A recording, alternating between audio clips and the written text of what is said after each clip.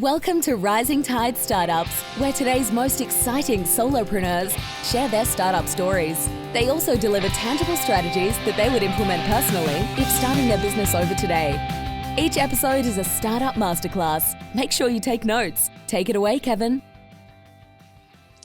This is Kevin Pruitt with another episode of Rising Tide Startups, and my guest today is David Wachs. David, thanks for joining us on Rising Tide. Thank you, Kevin. This is super cool to be here. I really appreciate the opportunity. Off camera, I asked him what that beautiful city was over his shoulder out the window there, and he said that beautiful city is, well, he said, I don't know about beautiful. He did say it's Phoenix, Arizona. So he's calling me from the other side of the country here. But David, tell our listeners a little bit about yourself. Sure. I am a two-time, maybe three or four, but two-time real entrepreneur. My first company I started back in 2004. It was a company called Sell It. It was in the text messaging space. Sold that in 2010 and kept working for the new owners of the company until 2012. We were sending about 1 million text messages a day. Wow. Yeah, it got pretty big. And then I turned around pretty much the next day and I decided, well, I had done one side of the coin. I had done short, fast messages that got quickly read and quickly forgotten. So let me do slow, longer messages that get slowly read and slowly forgotten. And so that's how I started Handwrytten, which is what I do today. And now Handwrytten, I've been doing Handwrytten for 7 years. We are, I believe, the largest provider of handwritten notes in the world. The way we do this is we use robots. So we actually build robots here in our facility in Phoenix. Each robot holds a pen and it writes out your notes in a Pilot G2 ballpoint pen like you would. So yeah, that's kind of me. Before starting the last startup and this one, I kind of always thought I'd be an entrepreneur. So when I went to college, I studied engineering on one side and business on the other, entrepreneurial management on the other. And then the engineering I chose was computer software engineering, not because, I was always a computer geek, I'm not going to lie, but thinking about, okay, do I want to do civil engineering or electrical or mechanical? No, I wanted to do software. I was, I guess, thinking ahead because I thought it would be cheaper to start a software company than a hardware company. So that's literally the reason why I ended up doing a software and a entrepreneurship background. And here I am. So out of university into your first entrepreneurial gig, how long was that gap? And did you just I left university one day and said, let's get into text messaging? Yeah. So I graduated in the go-go 2000. So right before the dot-com bust, for your listeners that are old enough to remember, the dot-com bubble was hot in 1999. And then I came out of school in 2000 and the bubble burst. But prior to the bubble bursting, I got a job. I had a couple different offers out of school, which was nice. And the one I went with was a consulting firm that was helping large businesses try to be like .com. So we were helping like major mall groups compete with Amazon, that was kind of the idea, is like get these big companies to be nimble like .coms. Because my thought was, if I'm going to start my own company, I should go try it out a few times on somebody else's dime. Sure. It might have been better for me to go to work for a .com, because becoming a consultant and then flying all over the country and then sitting in a windowless room for months on end, writing up some presentation that nobody ever looks at, wasn't the same thing as working in a startup. But I did that. And then I left there and I went into private equity or investment banking. I was an equity analyst for Credit Suisse First Boston. And I always wanted to get into venture capital too. So I applied to this job in San Diego. They actually gave it to me, but I was weirded out by the company. I kind of had this gut feeling. It was weird. A year later, they emailed me out of the blue and they said, "We wish you'd reconsider." And that should have been a warning sign. First of all, who doesn't want to move to San Diego, the best, quote unquote, the best weather in the country? Second of all, work for a venture capital firm, which is like the greatest. A lot of people consider that the best type of job ever, if that's type of your jam. So I reconsidered. even though I shouldn't have. I should have seen the writing. And I moved out to San Diego, and it was a total nightmare. Mm. The company was a nightmare. They had my office bugged. They gave me menial tasks to do. You know, I had worked as a consultant for a number of years. I worked as an investment banker for a year. And then they gave me this menial task, like moving truck tires around, because the head venture capitalist was also very eccentric and a compulsive buyer, and he'd buy all this junk, and he wanted his analyst to organize it. So I would do all that. And in that time, I got in a car accident, ruined my brand new car, or used car, but new to me. I got fired from that job because the guy was crazy and he fired me without cause. I got evicted from my apartment, and it stormed like Noah's Ark's flood, so bad that they were sandbagging up San Diego. And again, San Diego, best weather in the country. When I was there, sandbags and eviction and being fired. And it actually worked out because when I got fired, I didn't have any money. So getting evicted was a good thing because I could break my lease. So the whole thing was just bonkers. It was 4 months of just bonkers town. And I ended up I was broke because my prior jobs, I'd made good money for my age, but I'd used all my money to pay down my school debt. And so at that age, I was pretty school debt free at that point, but I had zero rainy day fund. So I kind of left San Diego with my head between my legs and returned to Phoenix, where I grew up. And I was talking with my father, who's a realtor. And I said, I don't even know what to do. And he said, well, I drive by these houses and there's always an empty flyer box. Can't you do something with barcodes and BlackBerries to provide information on houses? And this was before the iPhone. This was a solid 4 or 5 years before the iPhone. Yeah. So there were BlackBerries. And I said, I don't know about BlackBerries. I don't know about barcodes, but why not text in? Why not say text house 123 to this number to get info on the house? And when you do that, you get the info on the house, but then the realtor also gets you as a lead, so they can follow up. Absolutely. Thinking not that you're going to buy this house, but if you're driving around texting codes off signs, you're probably in the market for a house. I'll sell you something else. So that's what started my professional career as being an entrepreneur. Is that was a product called House for Sell. But I knew I wanted to be bigger than real estate. So I named the company Sell It, CELLIT. And at the same time as starting House for Sell, it was classic, entrepreneurs, computer nerds sitting in a room with a 2-liter bottle of Diet Mountain Dew, programming all night and typing furiously and all that. I thought it was going to be a Monster drink or something. Yeah, well, I don't think we had Monster 5 Hour back Energy then. or something. Yeah, this was 2004. So I was sitting there pounding the Mountain Dew and programming and visiting my girlfriend, who is still back in Chicago, where I was before the venture capital firm. And I'd go to Chicago and I'd walk up the street when I'd get off the train to her house, and I'd see all these bars. So I thought, why not create a system that allows bars to offer text messages like, hey, drink specials, come in, 2 for 1, that type of thing. So that became the second product for Sell It, which was text messaging, outbound text, not responsive, text in for info on something, get it back, but really an outbound blast system. That was called Coupons app. And then what happened was the first, we went to real estate trade shows, and I realized how hard it is to deal with realtors, which, might best be told over beers. And then I came back and was working on Coupons app more because I hated dealing with realtors. And I got a call from Marie Claire magazine, who saw one of my ads on Google. And Marie Claire wanted a system to allow people to text in for information on products in their magazine. And this is 2004 again, so this is early days. So I said, well, yeah, we could create a system where you not only get information on the product, you get photos of the products. And they loved it. And then what did I do? I turned around, took House for Sell, my real estate platform, and applied it to just general text for info. So House for Sell, which had a $24.99 subscription price, became an $8,000 or $5,000 product for Marie Claire magazine. They repeated this multiple times, and it allowed me to move back to Chicago to be with my girlfriend.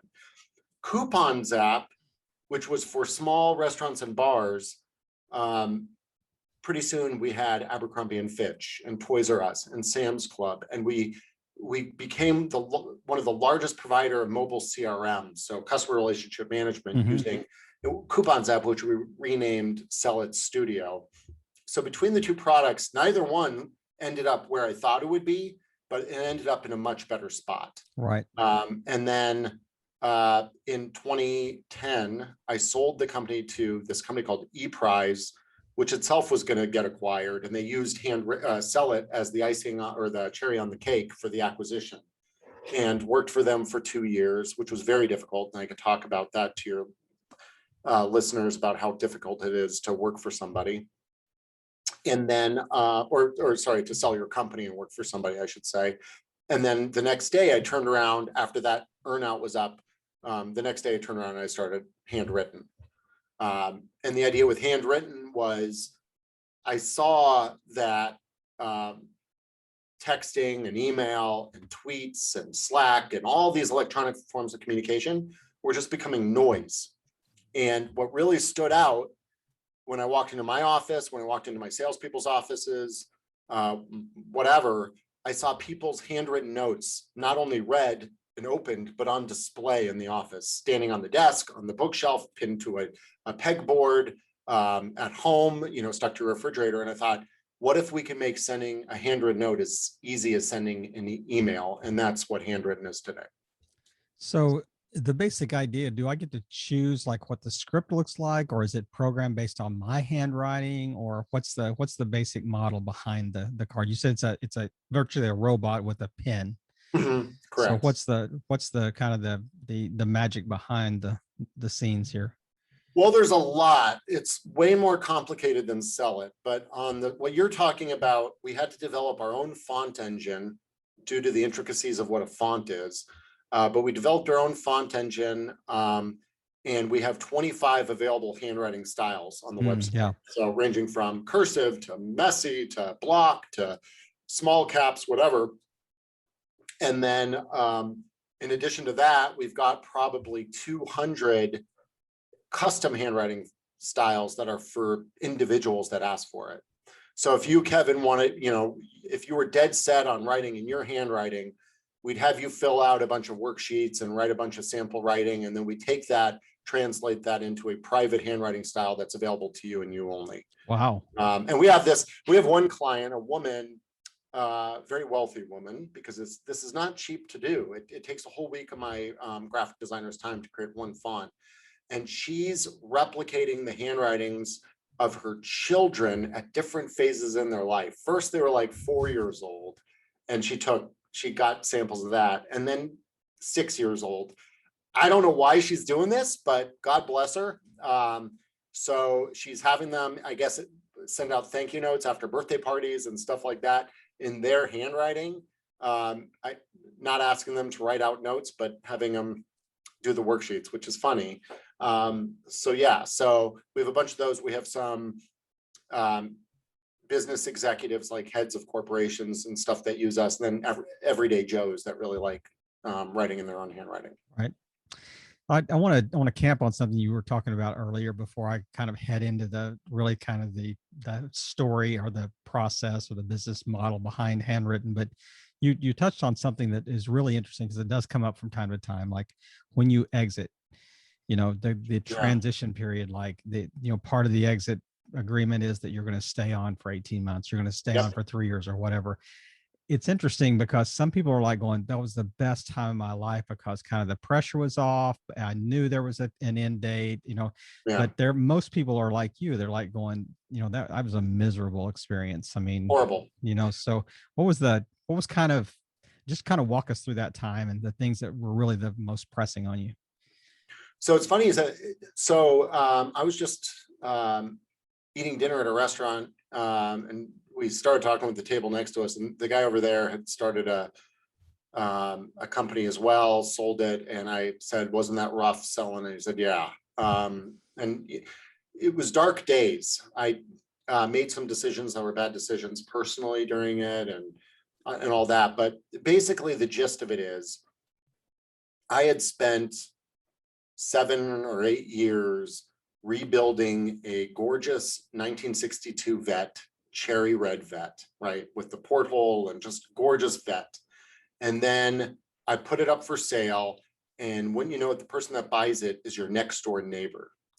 And they take that cherry red vet and they stick it on their driveway, not in their garage, but on their driveway. So you have to see it and experience it every day. And then you see them, quote unquote, fix it, which means taking a belt sander to it and just belt sanding the heck out of it. That's what it's like to be in a company that you no longer own, because they start making stupid decisions. You see all your employees leave. Mhm. There's a lot. So there's the stupid decisions because nobody's going to run the company as good as you. People leave because there's this, at least in this example of mine, this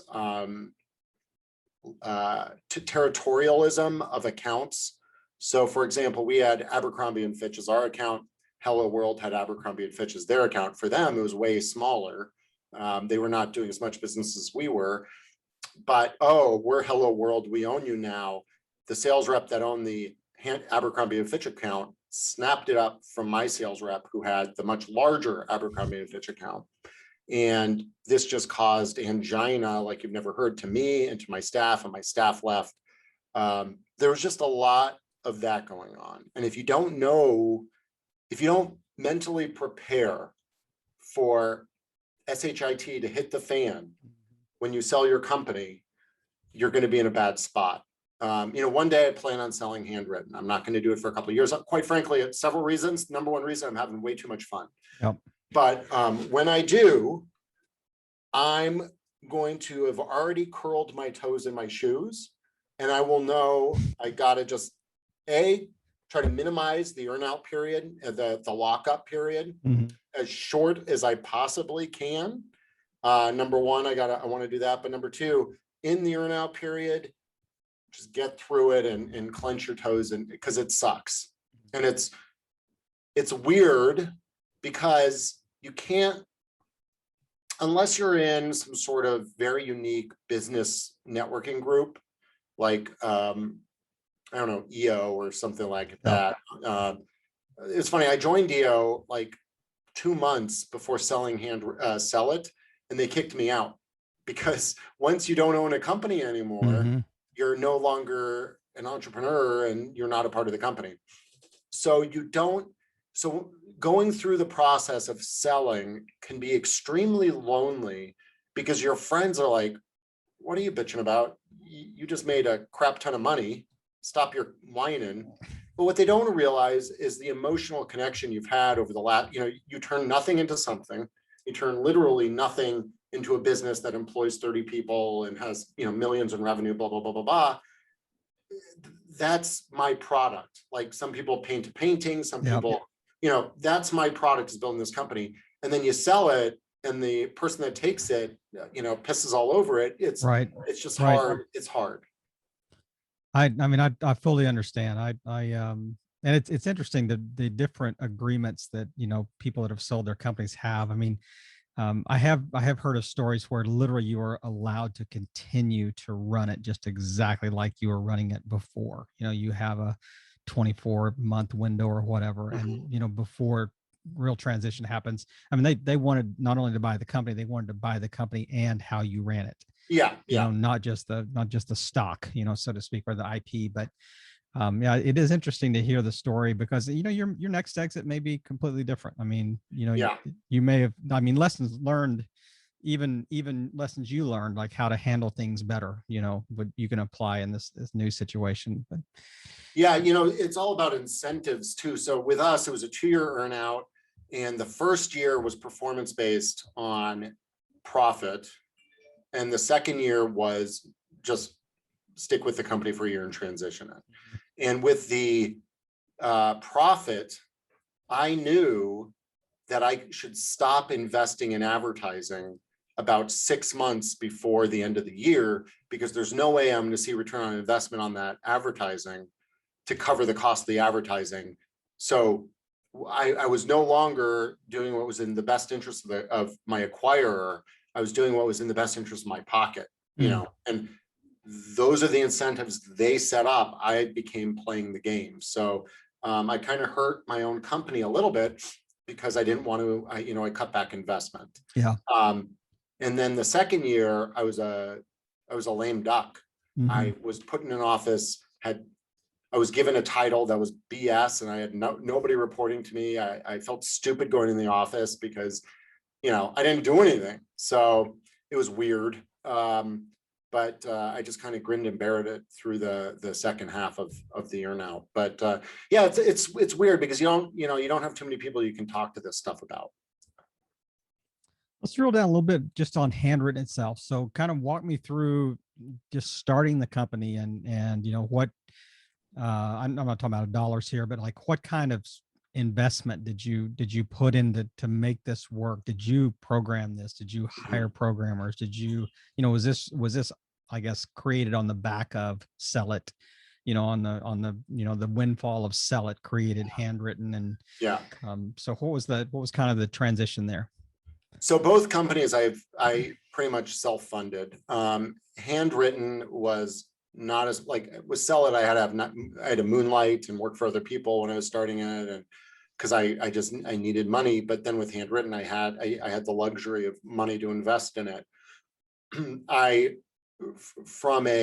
How I got it up and running is I bought 2 off-the-shelf auto pens, which you can buy from a company in Virginia, and they write out they have a kind of a crude version of what we do. Our writing is much better. The machines are much more maintainable and scalable. I could get into all that. It's probably not that interesting, but I had those machines, started with 2, ended up with about 20, maybe 20 and change. And then dealing with the company that made those machines, they were very, very hard to deal with that company. The machines were not reliable. I couldn't buy as many machines as I wanted to. They just wouldn't sell them to me. They had some weird licensing where they couldn't sell me enough machines. And so I said, screw it, I gotta invent my own robot. And it took 2 or 3 years, but now we have it, and we've got 115 of them currently. They are absolute best of class. I've got 2 full-time engineers right now that just improve upon them, repair them, build new ones. That's been very, very interesting because with that, what I did was we had a couple false starts, but in the end, I hired an engineering company out of Mesa, Arizona, right down the street, and they came up with a prototype hardware design. I wrote the software and made decisions as far as the electronic components and stuff like that, but they made the metal pieces. And then I brought it in-house. I hired a kid out of ASU. I told him, Arizona State University, I told him this would be the greatest job you'll ever have. He didn't believe me, and then he did. Because what he did was he was given the job of taking one machine that we had built with the company in Mesa and then scaling that and building more and more and more of them. The Mesa company gave me a metal design. When this kid came in, he said, a lot of this could be 3D printed, starting with this metal box that hung off the front of the machine that had all the electronic components and a touch screen on it. He said, that box costs you $400. I said, I'm well aware of that. He said, I could 3D print that box for $7. And I said, well, how much is the 3D printer you'd use? He goes, $400. I'm like, get me one of those and start it. So winner chicken dinner here. Exactly. So we started with that off-the-shelf 3D printer. That machine was not the right choice. That was a prototype grade, something you'd buy to make little models or cup holders or whatever. It was not engineering grade, but we got the taste for 3D printing and then started, we upgraded to Markforged 3D printers, which are they're $15,000 each. We've got 4 of them. We've got very, very high-end 3D printers, and we started 3D printing everything. So we got rid of all this metal. And why that was cool was when we'd order parts for the robot, I'd have to go to a CNC shop that would mill this out of metal. And the only way to get the cost down was to order parts for like 20 machines at a time. Yep. Which is very expensive. Right.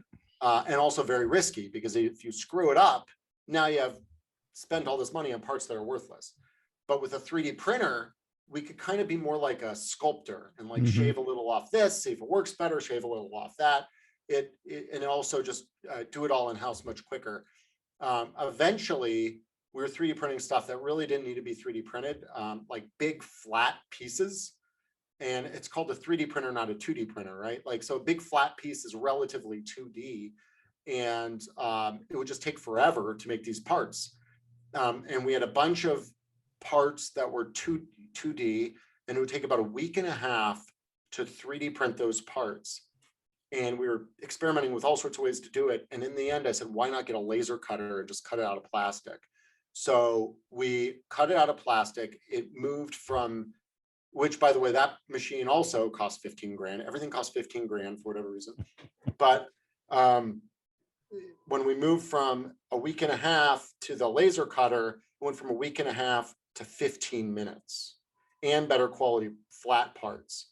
So it's just been really interesting to design for manufacturability, to choosing the right additive manufacturing, subtractive manufacturing, all these things I didn't know anything about. You know, I'm a software dude. Yep. So it's just been a really interesting process figuring out how we're going to build these machines and make them better and program them and all the rest, and the software to maintain 100. You know, when you have one machine and you want to change the code on it, it's pretty easy. When you have 115 and you want to push out software updates, it's totally different. So all that type of geeky stuff I love.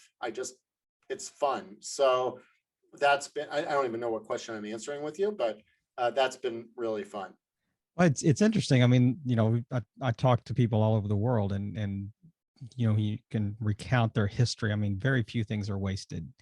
And so, I mean, I can see just this perfect juxtaposition of your, you know, your kind of like your analytical software engineering side, and then your creative side with, I want to build a business around this, you know. So no wonder you geek out about that. I mean, this is like the perfect intersection. It's like the perfect storm of everything that, you know, that makes you tick. But it's interesting that are there similar companies out there? And it's, you know, I'm a big Shark Tank fan. It seems like that either this was on there or something similar was on Shark Tank.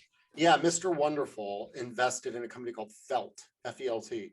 The difference is Felt does laser printing of your actual writing. Right.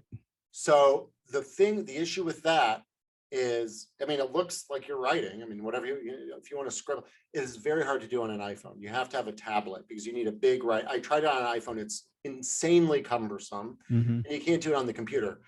But the bigger thing is it's not scalable. Like, we make our bread and butter is dealing with businesses, or even a wedding. If you're going to send out thank you notes, you're not going to sit there and like, what time savings is it to scrawl with your finger versus scrawling with a pen? Minimal. I mean, you don't have to find a card, and if you screw up, you can fix it, and you don't have to attach a stamp, but you still have to sit there and scrawl. With us, you upload a spreadsheet of notes, and they all go out in the handwriting you choose. So we're a little bit different than them. There have been some competitors that have popped up in our space. Most of them use a 3D printer as the writer, because a 3D printer goes up, down, left, right. A pen needs to go up, down, left, right. What a 3D printer doesn't have is a paper feed. And so we spend years designing our own paper feed, and we don't use a 3D printer as our writer. We use 3D printers to build our robots, but there's just a lot of, you know, so we're by far the largest in the space, but there are competitors. You asked me how I went about starting this. So I went out and I bought these 2 auto pens.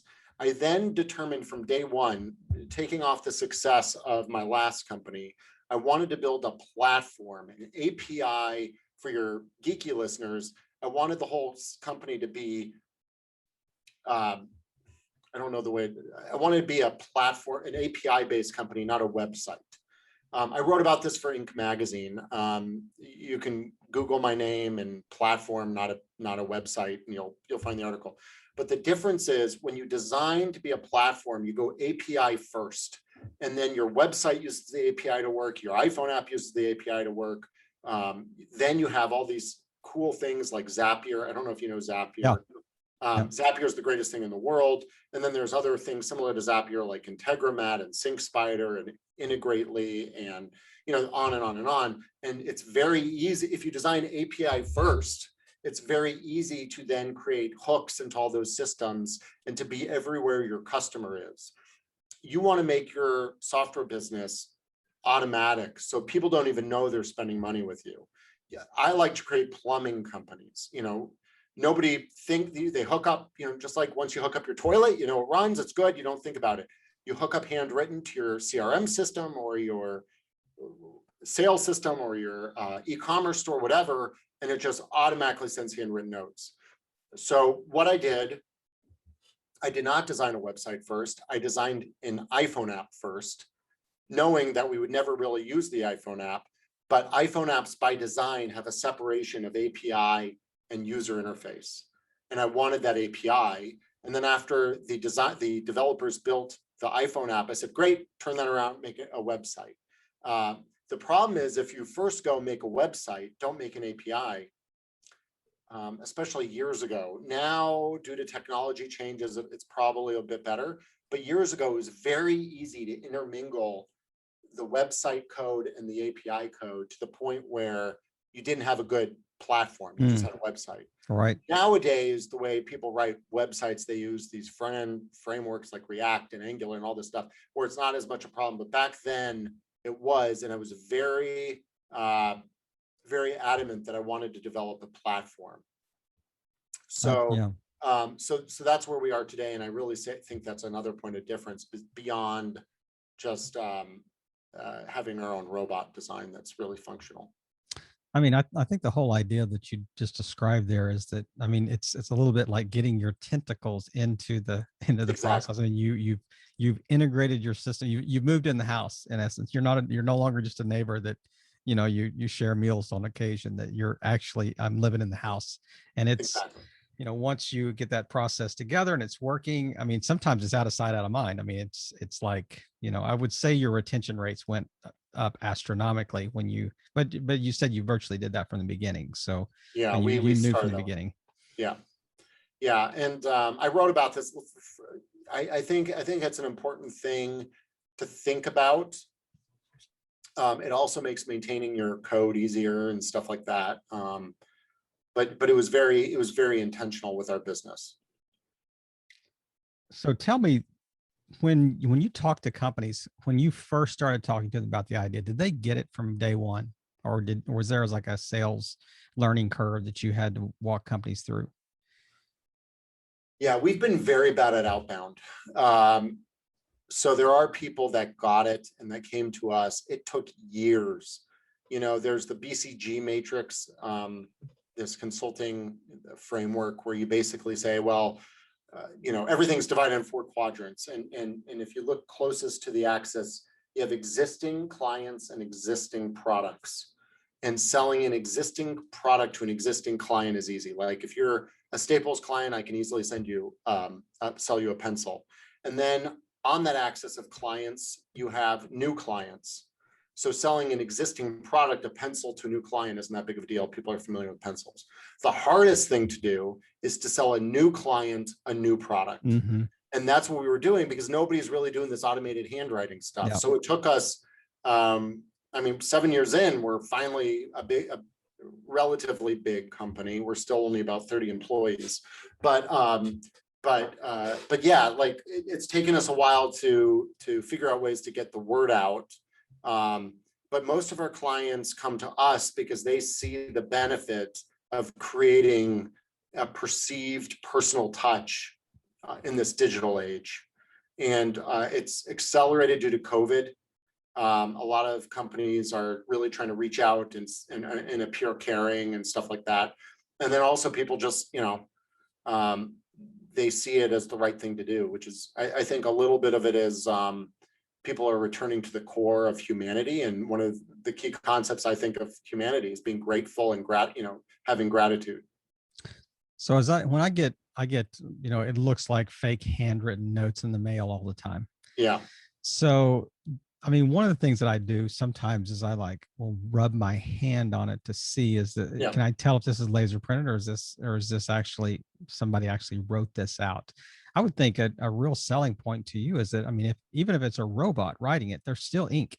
I mean, Yep. still, you can rub it. It feels like that, there was an impression in the paper and, that type of thing. So is that an Exactly. advantage? Yes.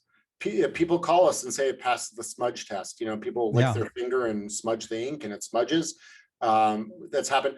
We worked with a major online travel agency that sent out handwritten notes to their best clients.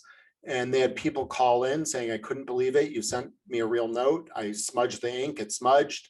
Wow. Thank you for taking the time to think of me. Because the unique thing about a handwritten note is not the paper and the ink. The unique thing about a handwritten note is the perceived time it took to write it. Yeah. Because in this day and age of beeping and like during this podcast, I thought I shut off everything. My cell phone beeped. I apologize about that. The beeping and the constant interruption. Nobody has any time to sit down and write a note. Additionally, everything is automatable, right? Like emails, I can send you the most personal email that I didn't write. It's just fully automated. And people know that. But what they don't think is automatable are handwritten notes. Mm-hmm. And then things like there's some video email providers. There's like a company called Bonjoro where I send you a little video snippet of me talk. Hey, Kevin, thanks so much for being on your podcast. Wanted to send you this video. And it's the same thing. It's that perception of he took time out. This is not automated. He sent me a personal note.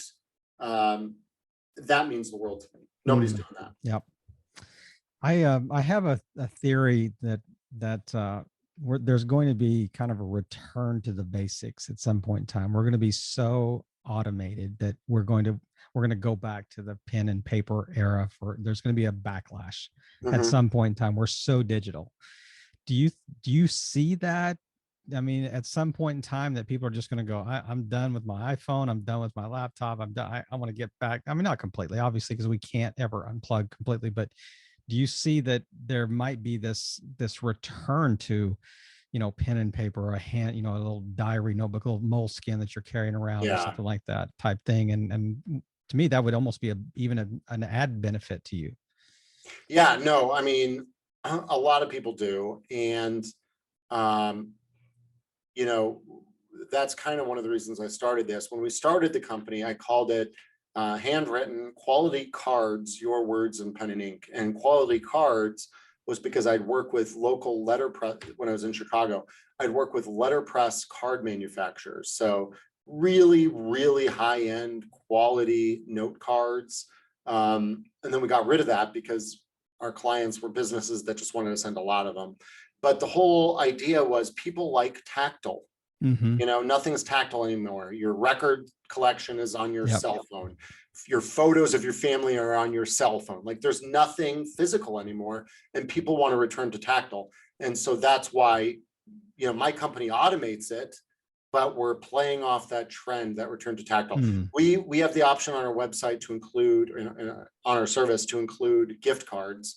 And when we were shopping around for our vendors for gift cards, for years, we weren't big enough to really be taken seriously by these vendors. Now we do a lot of business, but they kept saying, well, for a company your size, you should really offer a gift card code. And I said, no, we need real, worst case, I'll print out gift cards with your gift card code on them, but I need real gift cards. This is a physical product with a physical gift card included. And it's just really important to have that return to tactile. And why we have 5 senses. Why would you give up one of them or two of them? I mean, you could smell the note too, I suppose. I don't know. That's next. The scratch and sniff handwritten note. That's so. Yeah, exactly. I'm gonna you framed that much more eloquently than I did, but yeah, I like that idea of this kind of going back to kind of a tactile, I guess sense, holding something in your hand. But our time is flying by, and I'm taking up part of your workday here, but I really appreciate you taking the time today. Is there anything that we really haven't touched on that you just kind of like to wrap up, leave our listeners with, a kind of a lesson learned type thing? And I would say if you're starting a business, 2 pieces of advice. Number 1 is always get in over your head. That advice was actually told to me by Conan O'Brien 20 years ago. I had the opportunity to meet him at a dinner at my college, and he said, always get in over your head. And, rarely do you hold on to advice for 20 years, but it's stuck. Yeah. And the reason always get in over your head is because if you don't get in over your head, you can't grow. You're going to be in a safe spot. You're not going to be putting yourself out there to challenge yourself. And starting a business is a challenge, and it's not a safe spot. And you have to put yourself out there. So always get in over your head. The second bit of advice is hang in there. Starting any business isn't going to happen overnight, despite what you read in Wall Street Journal and you see on Silicon Valley, the television show or whatever else. It just doesn't happen like that for 99.9999% of the people. It's overnight successes take years. Exactly. My first business was a 7-year overnight success. This business, an 8-year overnight. This business isn't an overnight success yet, and it's been 7 years. So, it's, even if it is an overnight success, let's say you do start it and then tomorrow it's worth $1 gajillion. How many years did it take leading up to that of choosing the wrong business idea and focusing on the wrong client and working in the wrong job in preparation? All of that should be taken into account. So hang in there a minimum of 2 years, if not much more. And you only lose, quote unquote, lose when you give up. So if you can figure out a way to stay in and stick with it. When I say stick with it, I don't mean, if for 4 years and let's say you're calling on dog vets or something, and they're saying, this is stupid. Why do I need a cat scratch pull? I'm a dog vet. You have to take your product and adjust it. Yeah.